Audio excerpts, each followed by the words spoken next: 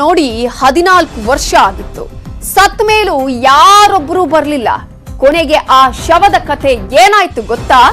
ಇದುವೇ ಎಲ್ಲರೂ ತನ್ನವರೇ.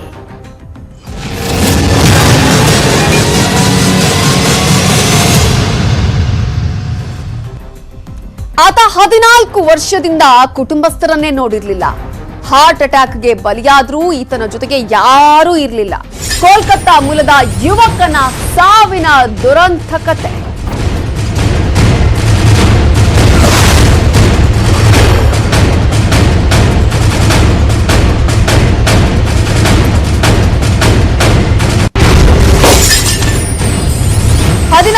ವರ್ಷದಿಂದ ಕುಟುಂಬಸ್ಥರನ್ನೇ ನೋಡಿರ್ಲಿಲ್ಲ ಈತ.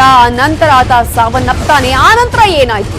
ಕುಟುಂಬಸ್ಥರಿಗೆ ಸುದ್ದಿಯನ್ನ ಮುಟ್ಟಿಸಿದ್ರು ಕೂಡ ಬರೋದಿಕ್ಕೆ ಆಗದಂತಹ ಸಿಚುವೇಶನ್. ಗೂಗಲ್ ಅಲ್ಲೇ ಮಾರ್ಸೆ ಏಂಜಲ್ಸ್ ಸಂಸ್ಥೆಯ ಸಂಪರ್ಕವನ್ನ ಮಾಡ್ತಾರೆ ಕುಟುಂಬಸ್ಥರು. ಮಗನ ಅಂತ್ಯ ಸಂಸ್ಕಾರ ಮಾಡಿ ಅಂತ ಹೇಳಿ ಕುಟುಂಬಸ್ಥರು ಮನವಿಯನ್ನ ಮಾಡಿಕೊಂಡಂತಹ ಸಂದರ್ಭದಲ್ಲಿ ಹಿಂದೂ ಸಂಪ್ರದಾಯದಂತೆ ಯುವಕನ ಅಂತ್ಯ ಸಂಸ್ಕಾರವನ್ನ ನೆರವೇರಿಸ್ತಾರೆ. ಸ್ವಂತ 15,000 ಖರ್ಚಿನಲ್ಲೇ ವಿಧಿವಿಧಾನವನ್ನ ಮಾಡಿದ್ದಾರೆ ಇಬ್ರಾಹಿಂ. ಜೊತೆಗೆ ಅರ್ಕಾವತಿ ನದಿಯಲ್ಲಿ ಬೂದಿಯನ್ನು ಬಿಟ್ಟಿದ್ದಾರೆ ಮೊಹಮ್ಮದ್ ಇಬ್ರಾಹಿಂ.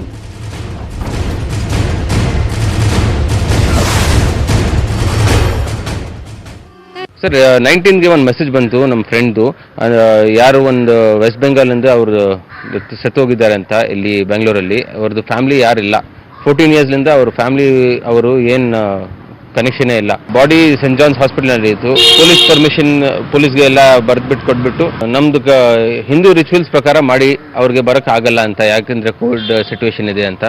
ನಾವು ಆ ತರ ಪೂಜಾರಿಗೆ ಕರ್ಕೊಂಡು ಬಂದ್ಬಿಟ್ಟು ಅವ್ರದ್ದು ಯಾವ್ದು ಪೂಜಾ ಇದೆ ಪೂಜಾ ಎಲ್ಲ ಮಾಡಿಸ್ಬಿಟ್ಟು ಬೂದಿ ಕೊಟ್ರು.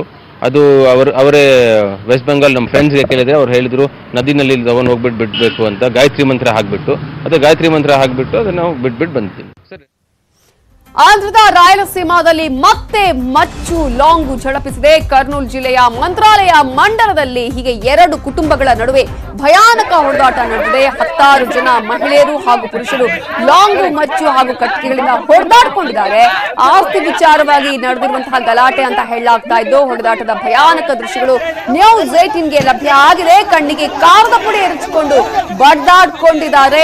ಆಂಧ್ರದ ರಾಯಲಸೀಮಾದಲ್ಲಿ ನಡೆದಿರುವ ಘಟನೆ.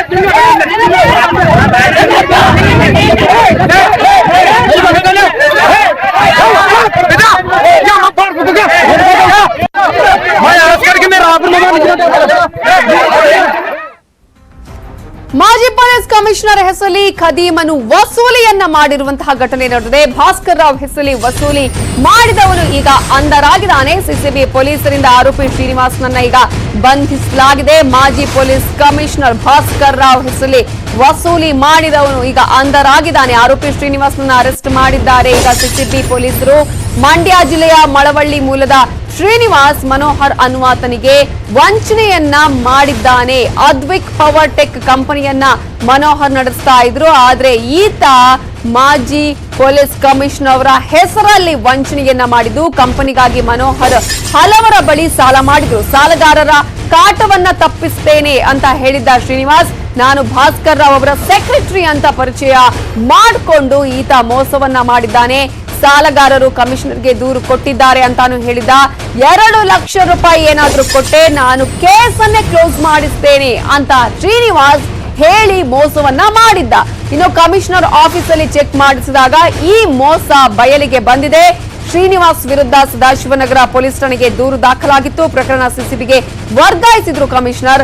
ಆರೋಪಿ ಶ್ರೀನಿವಾಸ್ ಫೋನ್ನಲ್ಲಿ ಯುವತಿಯರ ಅರೆಬೆತ್ತಲೆ ಚಿತ್ರ ಕೂಡ ಪತ್ತೆಯಾಗಿತ್ತು. ಯುವತಿಯರಿಗೆ ಅನುಚಿತವಾಗಿ ಈತ ಮೆಸೇಜ್ ಮಾಡಿದ್ದಾನೆ ಅನ್ನುವ ಮಾಹಿತಿ ಕೂಡ ಲಭ್ಯ ಆಗತ್ತೆ. ಸಿನಿಮಾದಲ್ಲಿ ನಟಿಸಿದ್ದೆ ಅಂತ ಹೇಳಿ ಯುವತಿಯರೊಂದಿಗೆ ಈತ ಸಲುಗೆಯನ್ನ ಬೆಳೆಸಿಕೊಳ್ತಾ ಇದ್ದ. ಈ ಎಲ್ಲ ಪ್ರಕರಣಗಳು ಈಗ ಬೆಳಕಿಗೆ ಬಂದಿದೆ.